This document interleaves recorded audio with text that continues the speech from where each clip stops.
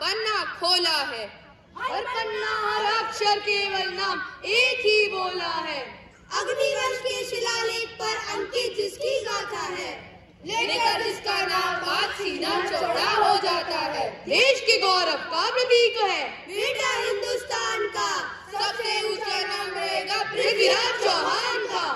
अल्पायु में अजय मेरू की गद्दी वीर संभाले था। मातृभूमि की रक्षा का अरमान हृदय में पाले था। जिसने साहस के बल पर पौरुष के झंडे गाड़ दिए, 12 की आयु में ही शेरों के जबड़े काट दिए। सोमेश्वर के इस बेटे को वीरों सा अंदाज मिला। दिल वाला था तभी तो इसको दिल्ली वाला ताज मिला। दुश्मन भी दिल्ली के ऊपर अब तरेरे बैठे थे। घर के बेदी और विदेशी मिलकर घेरे बैठे थे। प्रत्यंचा पर तीर चला, भरपूर निशाने लगा दिए। राव पिथौरा ने रण में गद्दार ठिकाने लगा दिए। पृथ्वीराज चौहान दुश्मन के लिए विकट अंगारा था। दुष्ट मोहम्मद गौरी 17 बार युद्ध में हारा था। देश के गौरव का प्रतीक है बेटा हिंदुस्तान का। सबसे ऊंचा नाम रहेगा पृथ्वीराज चौहान का। पृथ्वीराज चौहान का। पृथ्वीराज चौहान का। मत चूके चौहान, मत चूके चौहान, मत चूके चौहान, मत चूके। नमस्कार, आपका हार्दिक स्वागत है। मैं हूँ अजय मेरू, वही अजय मेरू जिसे आप अजमेर कहते हैं। राजा अरुणोराज या राजा अजय राज की नगरी अजमेर। मुझे इतिहास का एक एक हर्फ, एक एक पन्ना याद आ रहा है। मेरे कानों में बार बार गूंजता है 4 बांस 24 गज, अंकुर अश्व प्रमाण। ताऊ पर सुल्तान है मत चूके चौहान, जिसका अर्थ है 4 बांस 24 गज की दूरी पर दुश्मन बैठा है और पृथ्वीराज चौहान अपना निशाना मत चूकना। तो आइए सुनते हैं अपने अजमेर की कहानी। बरसों पहले राजा अजय राज एक ख्वाब देखते हैं और निकल पड़ते हैं उस ख्वाब की ओर।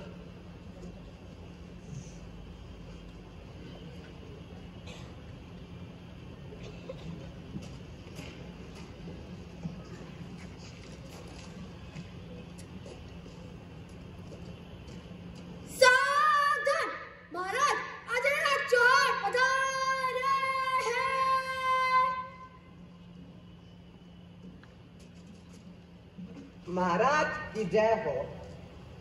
महाराज, सभा यह जानना चाहती है कि आखिर हम सबको यहाँ बुलाने का कारण क्या है। आप चिंता ना करें, हम भी सभा को यही बताना चाहते हैं कि हमारे मन में क्या चल रहा है। सोच रहा था अपने साम्राज्य को और मजबूत बनाने के लिए शाकंभरी से भी एक भव्य राजधानी का निर्माण करूं। क्यों, आपका क्या कहना है? विचार तो उत्तम है महाराज।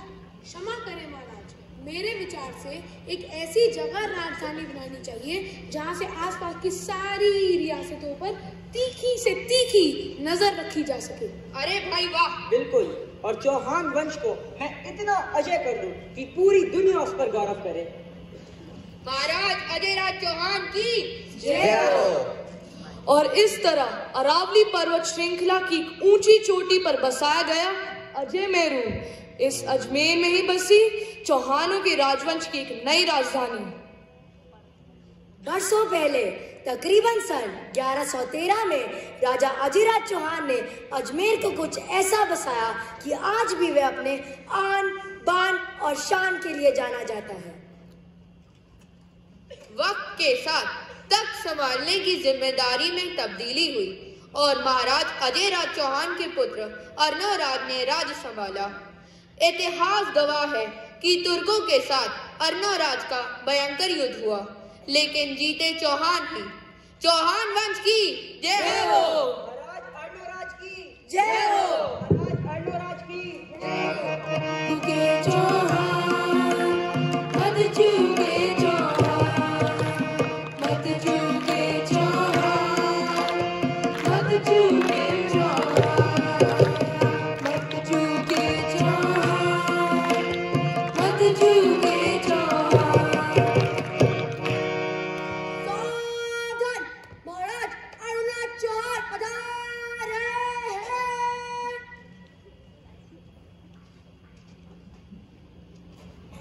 आप सबको बधाई, हम विजयी हुए। राज अरुणराज चौहान की जय हो। लेकिन ये कैसी बधाई जब युद्ध भूमि लाल है और मेरा मन बेचैन है। कुछ करना होगा जिससे शांति की स्थापना की जा सके। हम एक झील का निर्माण करेंगे, एक ऐसी झील जो लोगों की खून की प्यास की जगह मन की प्यास बुझाएगी। एक ठंडे और मीठे पानी की झील। और कुछ इस तरह बनी मीठे पानी की झील आना सागर झील, जिसे दूर दूर से लोग देखने आते हैं।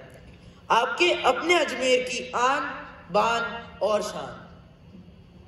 1177 से बात शुरू होती है जब चौहान वंश को एक बेहद प्रतापी और साहसी वारिस मिला, पृथ्वीराज चौहान, जिसने बहुत ही कम उम्र में सिंहासन को संभाला, लेकिन जिसकी वीरता और शौर्य की कहानी आज भी घर घर में सुनी और सुनाई जाती है। महाराज पृथ्वीराज चौहान की जय हो। महाराज पृथ्वीराज चौहान की जय हो। मत चूके चौहान, मत चूके चौहान, मत चूके चौहान, मत चूके चौहान। अगर हम बरसों पहले के पन्नों को खोलेंगे तो देखेंगे कि 1191 में गजनी का सुल्तान मोहम्मद गौरी हिंदुस्तान के राज्यों पर लूटपाट करता है। वह चाहता है कि गजनी सबसे धनी देश बने और हिंदुस्तान की तरह सोने की चिड़िया कहलाए। नमस्कार, मैं हूँ राजा अर्णोराज और मेरा अगला शासक है पृथ्वीराज चौहान। यूं तो वह बहुत वीर और युद्ध कला में निपुण योद्धा था, लेकिन फिर भी दिल्ली का सिंहासन संभालते समय उसे काफी तकलीफों और परेशानियों का सामना करना पड़ा। उनमें से एक बड़ी तकलीफ थी मोहम्मद गौरी।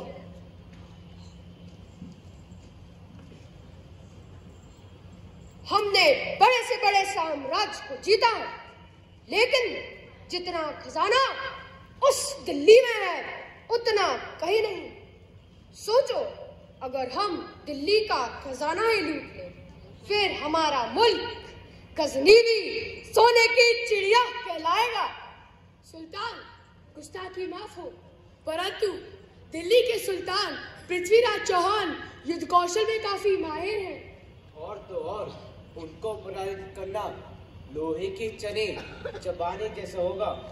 सुल्तान, मैंने तो यह भी सुना है कि महाराज पृथ्वीराज चौहान।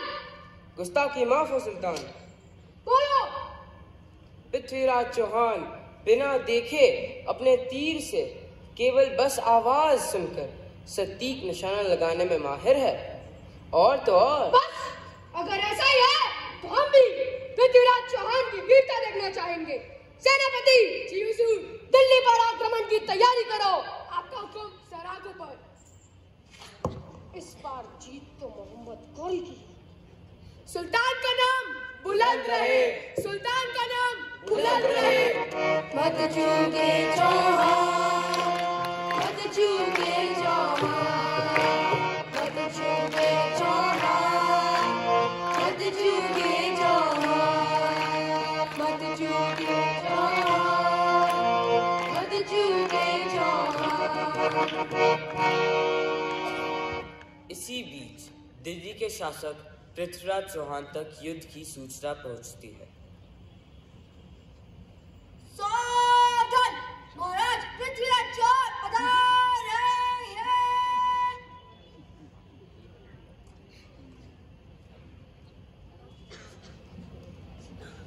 महाराज की जय हो। अभी सूचना मिली है कि गजनी के सुल्तान मोहम्मद गौरी दिल्ली पर आक्रमण करने की तैयारी में है। पृथ्वीराज चौहान इतना भी कमजोर नहीं कि वो मोहम्मद गौरी जैसे तुच्छ से लुटेरे से भयभीत हो जाए। हम चौहानों के वंशज हैं। हम किसी के आक्रमण करने से डरते नहीं। करने दो हमला। जोश में गौरी आक्रमण कर देता है। पृथ्वीराज और गौरी के बीच घमासान युद्ध होता है, जिसमें मोहम्मद गौरी पृथ्वीराज चौहान के हाथों पूरी तरह पराजित होता है।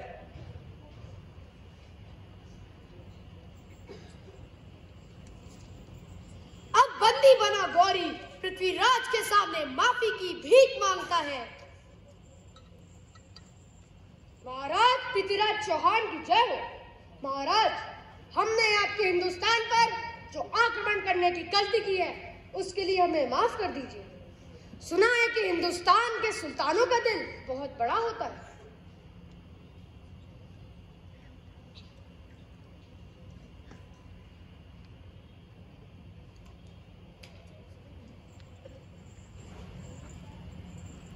तुमने ठीक सुना है गौरी। हम तुम जैसे कमजोर, बेचारे, निहत्थे और भीख मांगने वालों को क्षमा कर देते हैं, चाहे फिर वो हमारा शत्रु ही क्यों ना हो। हम तुम्हें भी माफ कर सकते हैं, परंतु तुम्हें वचन देना होगा कि दोबारा आंख उठाकर भी भारतवर्ष की ओर नहीं देखोगे। खुदा की कसम सुल्तान, खुदा की कसम, हम आपके भारतवर्ष की तरफ आंख उठाकर भी नहीं देखेंगे। महाराज क्षमा।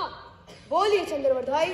वैसे तो हम राज कवि हैं, परंतु हमें लगता है कि मोहम्मद गौरी को माफी नहीं, मृत्यु दंड की सजा सुनाई जाए।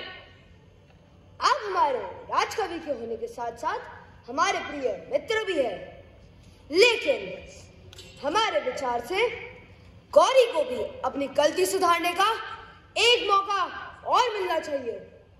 क्यों गौरी? महाराज पृथ्वीराज चौहान की, महाराज पृथ्वीराज चौहान की।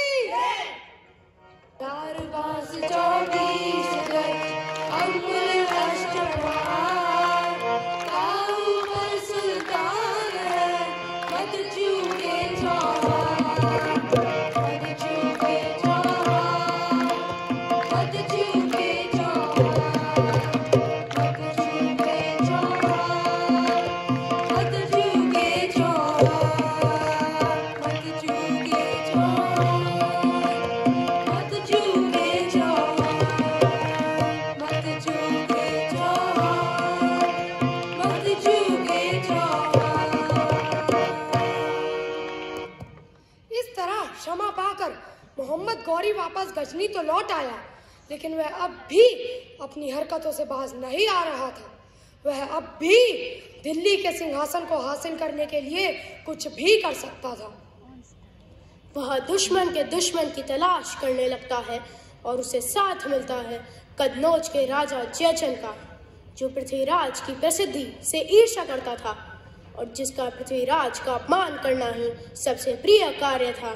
और वहीं दूसरी ओर जयचंद की बेटी संयोगिता, जो पृथ्वीराज से प्रेम करती थी और जिसने अपने पिता जयचंद के खिलाफ जाकर पृथ्वीराज से विवाह करने का निश्चय कर लिया था।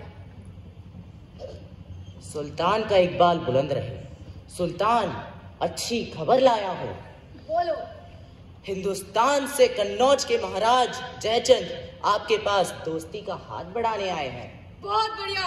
दुश्मन का दुश्मन हमारा दोस्त, आने दो उसे। हिंदुस्तान से कन्नौज के महाराज जयचंद पधार रहे हैं। सुल्तान का इकबाल बुलंद रहे। हमारे महाराजा चाहते हैं कि आप पृथ्वीराज चौहान पर आक्रमण करें और इसमें हमारी सेना भी आपका साथ देगी। सारी दौलत आपकी होगी और सिंहासन मेरा यानी जयचंद का। वाह जयचंद वाह, तुमने तो हमारा दिल ही जीत लिया। तुम्हारी दोस्ती सर आंखों पर, तुम्हारा हर प्रस्ताव हमें मंजूर है। शुक्रिया। गजनी के सुल्तान मोहम्मद गौरी की, गजनी के सुल्तान मोहम्मद गौरी की। और इसी तरह अत्यंत विशाल सेना के साथ मोहम्मद गौरी और जयचंद ने दिल्ली पर आक्रमण कर दिया। उनकी सेना ऐसी प्रतीत हो रही थी जैसे वह पूरी दिल्ली को निगल जाएगी। सुल्तान का इकबाल बुलंद रहे। सुल्तान का इकबाल बुलंद रहे।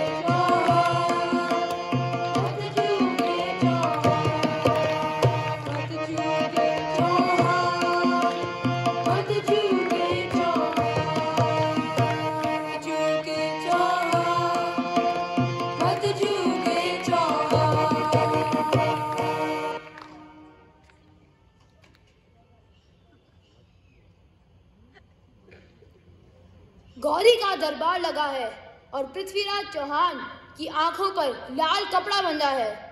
उनको मोहम्मद गौरी ने अंधा कर दिया है। पृथ्वीराज चौहान और चंद्रवरदाई दोनों मोहम्मद गौरी के दरबार में बंदी बने हैं। चंद्रवरदाई सिर्फ एक कवि ही नहीं थे, वे राजनीति भी समझते थे। पृथ्वीराज चौहान को जब चालाकी से जयचंद के साथ मिलकर गजनी के सुल्तान मोहम्मद गौरी ने गिरफ्तार कर लिया था, तो उसने पृथ्वीराज को अपने साथ गजनी ले जाने का फैसला किया था, ताकि वह अपनी 17 हारों का बदला आराम से ले सके। चंद्रवरदाई ने भी पृथ्वीराज के साथ गजनी जाने की इच्छा जाहिर की, जिसे मोहम्मद गौरी ने स्वीकार कर लिया। चंद्रवरदाई यह जानते थे कि पृथ्वीराज चौहान शब्द भेदी बाण अर्थात सिर्फ आवाज सुनकर सटीक निशाना लगाने में माहिर थे। चंद्रवरदाई ने पृथ्वीराज चौहान के साथ मिलकर यह तय किया था कि चाहे कुछ भी हो जाए, परंतु मोहम्मद गौरी के हाथों हार स्वीकार नहीं करनी है। जब बल से गौरी हार गया, तब छल को उसने साथ लिया। जयचंद ने धोखा दिया अपनी मिट्टी को, गौरी का सपना साकार किया। आंख निकाली वीर सपूत की, पृथ्वीराज का तेज हरा। लेकिन पृथ्वीराज चौहान किसी से ना कटे कटा। लेकिन पृथ्वीराज चौहान किसी से ना कटे कटा। लेकिन पृथ्वीराज चौहान किसी से ना कटे कटा।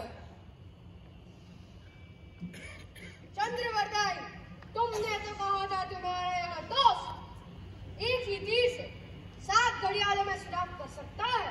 जी बिल्कुल हुजूर। क्या वाकई में तुम्हारा ये अंधा दोस्त यह करिश्मा कर दिखा सकता है? हाथ कंगन को आसी क्या हुजूर? अगर तुम्हारा यह दोस्त एक ही तीर से 7 घड़ियालों में सुराग ना कर पाया, उसका अंजाम तुम तो जानते ही हो। हम तुम्हारे इस दोस्त का सर धड़ से अलग कर देंगे, साथ ही में तुम्हारा भी। ऐसा मौका भी नहीं आने पाएगा हुजूर, आप देखिए तो।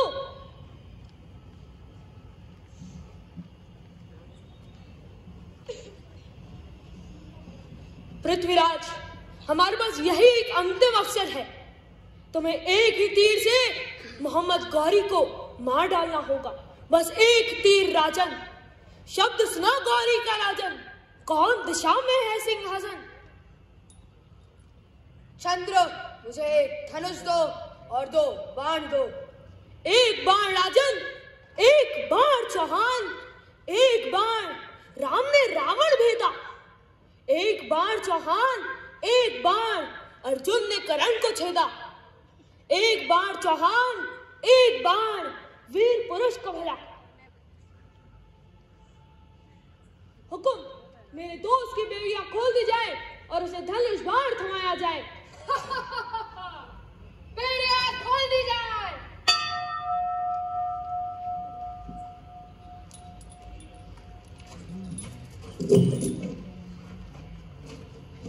हुकुम, मेरा दोस्त तब बाण चलाएगा जब आप उसे 3 बार आदेश देंगे। पृथ्वीराज, तैयार हो जाओ। हे पृथ्वीराज। हाँ हाँ, बोलो चंद्र। कमान बांध, ले मुट्ठी कड़क कर, छोड़ निराशा, आत्म शक्ति भर और ध्यान कर। जो कुछ भी तूने कहा मुझे, उसको पूरा कर। मत चूके चौहान, कर दे तू निशब्द, शब्द का शब्द भेद कर। है अंतिम अवसर यही, 4 बांस 24 गज, अंगुल अष्ट प्रमाण, ताऊ पर घड़ियाल है, मत चूके चौहान। ताऊ पर सुल्तान है, मत चूके चौहान, मत चूके चौहान, मत चूके चौहान। 4 बांस 24 गज, अंगुल अष्ट प्रमाण, ताऊ पर घड़ियाल है, मत चूके चौहान, मत चूके चौहान, मत चूके चौहान। पृथ्वीराज तीर सजा। पृथ्वीराज का तीर महाराज को लगा है, पृथ्वीराज का तीर महाराज को लगा है। सुल्तान, आपने कर दिखाया हुक्म। पृथ्वीराज चौहान की जय, पृथ्वीराज चौहान की जय। हुक्म मुझे इस कार्य के लिए क्षमा कर दीजिएगा।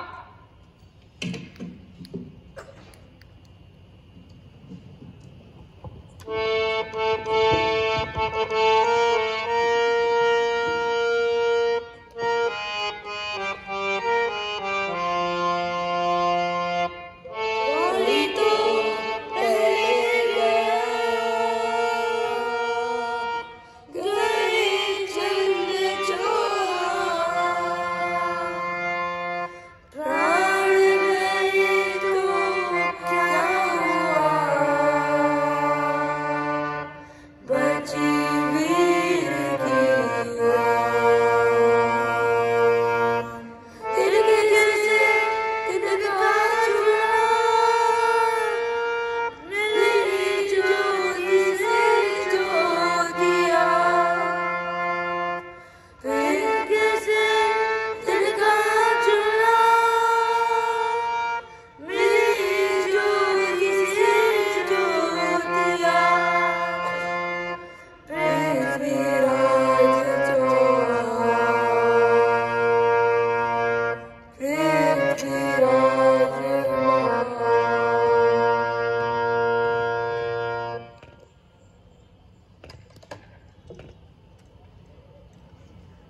तो आप सबने देखा कि कैसे चंद्रवरदाई ने पृथ्वीराज को मोहम्मद गौरी के बैठे होने की दिशा बताने के लिए एक दोहा गाया, और पृथ्वीराज ने भी केवल मोहम्मद गौरी की आवाज से और घंटे के इशारे से समझ लिया कि मोहम्मद गौरी कहाँ विराजमान है। 4 बांस 24 गज और 8 अंगुल की दूरी पर मोहम्मद गौरी अपने सिंहासन पर विराजमान था। पृथ्वीराज की यह गणित बिल्कुल सही निकली और उसने मोहम्मद गौरी को मृत्यु के घाट पर पहुंचा दिया। इस घटना का पूरा वर्णन चंद्रवरदाई के पुत्र जलहण ने पृथ्वीराज रासों के अंत में जोड़ा है। पृथ्वीराज चौहान द्वारा गौरी को शब्द भेदी बाण अर्थात केवल आवाज की दिशा में सटीक तीर चलाने के द्वारा मार गिराने से हमें यह पता चलता है कि पृथ्वीराज चौहान कितने वीर, बुद्धिमान तथा उन्हें संकट के समय घबराहट नहीं होती थी और वह संकट के समय भी अपना उपाय निकाल सकते थे। इस नाटक के दौरान कई सारे संकेत छोड़े गए। पहला, अगर हम अपनी हिम्मत ना हारें तो हमें कोई हरा नहीं सकता। दूसरा, यह हमारे ऊपर है कि हम देशभक्त व सच्चे मित्र रहें या जयचंद बनना चुनें। और आखिरी कि इस नाटक के द्वारा हमने सीखा कि मैथ्स, ज्योग्राफी, हिस्ट्री और लैंग्वेज ये सब आपस में जुड़े हैं। इस नाटक के दौरान हमें चारों देखने को मिले। इस कार्यक्रम को सफल बनाने हेतु मैं सर डायरेक्टर सर HMSS और सर HMJS का यहाँ पर उपस्थित होने के लिए और हम सब का उत्साहवर्धन करने के लिए धन्यवाद करना चाहूँगा।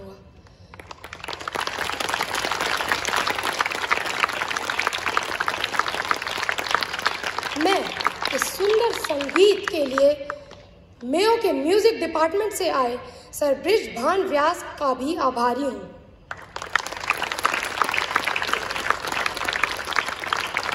और तो और इनकी इस संगीत मंडली ने आज की इस शाम को रंगीन कर दिया।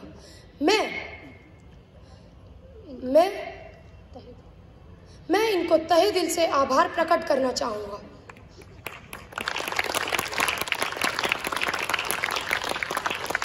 मैं करण सर और राजकुमार भैया जी को लाइट एंड साउंड के लिए धन्यवाद बोलना चाहता हूं और PWD से अनिल सर को भी धन्यवाद बोलना चाहता हूं।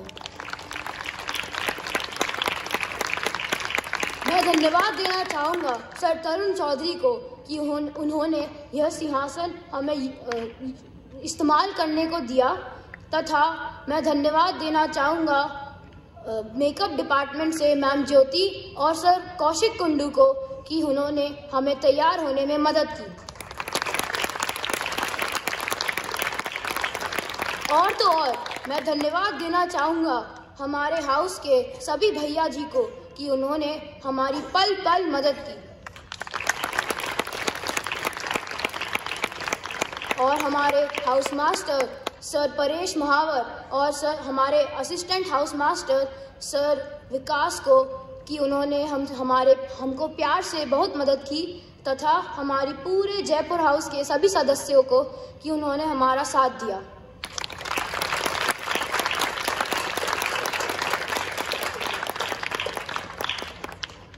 आज का यह कार्यक्रम समर्पित है सर विजेंद्र सिंह कंवर को, जिनके लिए हमने खास तरीके से इस नाटक को करने के विषय में सोचा और हर बार पूरे मन और मेहनत के साथ कोशिश की। अंत में मैं धन्यवाद देना चाहूँगा मैम तृप्ति पारिक को कि उन्होंने हमें इस कहानी के बारे में बताया और हमें कहा कि तुम यह नाटक तैयार करो। मैम, आपके विश्वास तथा हमारी मदद करने के लिए धन्यवाद।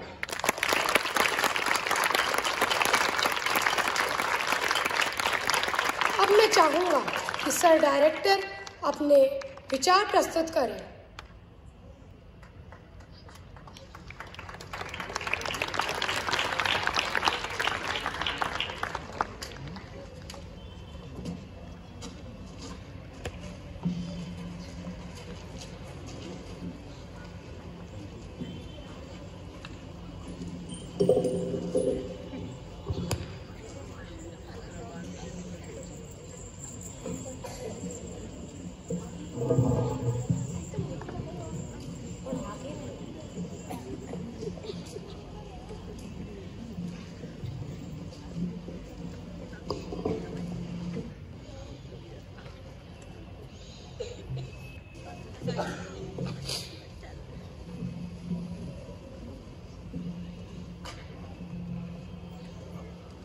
Good evening to everyone present here today.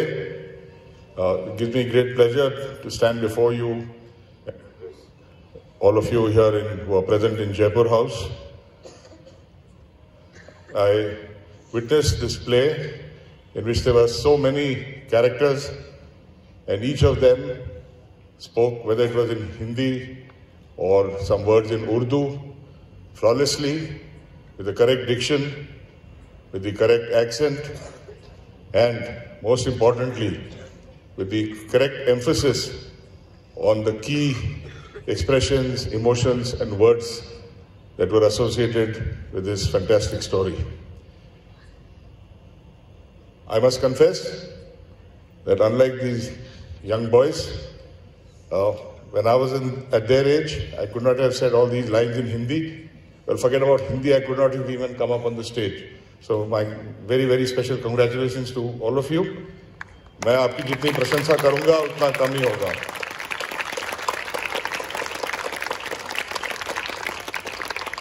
ये सब इतना बढ़िया कार्यक्रम देख के मुझे सिर्फ एक बात का दुख है कि स्कूल के और बच्चे और परिवार लोग इसको नहीं देख पाए। तो मैं परेश सर से निवेदन करूंगा कि अगर वो कहें तो किसी दिन हम और बच्चों को भी दिखा सकते हैं। खास करके मैं चतुर्वेदी साहब से रिक्वेस्ट करूंगा कि आप जूनियर स्कूल के बच्चों को दिखाएं। इस उम्र में अजमेर की और पृथ्वीराज चौहान की गाथा सुनने में उन्हें बहुत आगे चल के बड़ा फायदा होगा। ऐसे कार्यक्रम के पीछे बहुत कड़ी मेहनत होती है, तपस्या होती है और कई लोगों का हाथ होता है जो स्टेज के सामने नहीं आते हैं। और मुझे बड़ी खुशी हुई ये सुन के कि आप बच्चों ने तमाम भैया जी से लेकर आपके हाउस मास्टर तक सबका आभार प्रकट किया। कितने भी मेहनत हो, कितना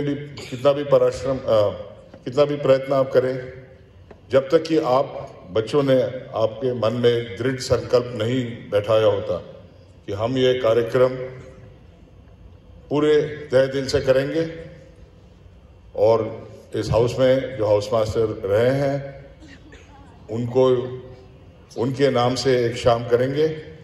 मेरे ख्याल से ये बहुत बड़ी सोच है और मैं समझता हूँ कि आप आगे चल के जब आप बड़े हो जाएंगे तो ऐसा विचार आप हमेशा मन में रखेंगे कि जो आपके सामने हैं उन्हें तो हम सभी याद करते हैं, लेकिन जो हमारे बीच नहीं रहे हैं उन्हें कभी भी भूलना नहीं चाहिए। आखिर में मैं दोबारा परेश महावर हाउस मास्टर जी को, उनके तमाम हाउस के स्टाफ को और हालांकि उनका एसोसिएशन अजमेर हाउस से है, खास तौर पे मैं तृप्ति मैम का आभार प्रकट करना चाहता हूं और मैं आप सबसे निवेदन करता हूं कि मेरे साथ मिलके जोरदार प्रशंसा की ताली बजाएं।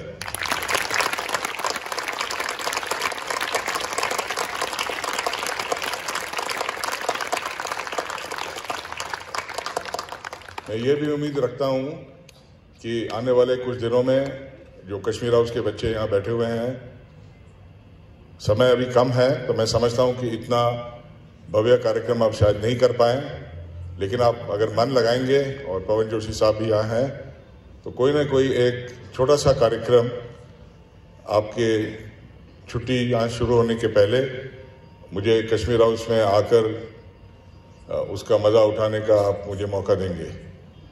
तो क्या कश्मीर हाउस के जो बच्चे हैं उनकी आवाज़ में सुन सकता हूँ? क्या कश्मीर हाउस के बच्चे भी एक प्रोग्राम करेंगे? Pavan, now you have no choice, उन्होंने हाँ कर दिया। ओके, तो आप डिसाइड कर लो और मुझे एक डेट दे देना, मैं जरूर आऊँगा। Once again thank you everyone very much. It's been a fantastic evening for me and I hope Kashmir House is already accepted, and I do hope, Tripti, you can put this up for junior school again, if it's possible, while this term is on. I think it will be a fascinating experience for all the young children there. And all you Jaipur House boys, you are ready to do it for junior school? Yes, sir. Okay, great. So once again, thank you very much, and thank you to the entire team of Jaipur House for everything that you have done. Well done, well done.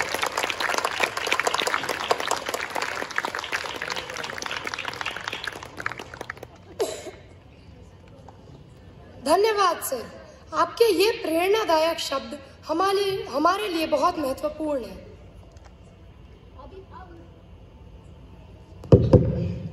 अब मैं सब लोगों से यह दरख्वास्त करूंगा कि जब तक अतिथि प्रस्थान न करे तब तक आप अपनी जगह पर ही विराजमान रहें। धन्यवाद।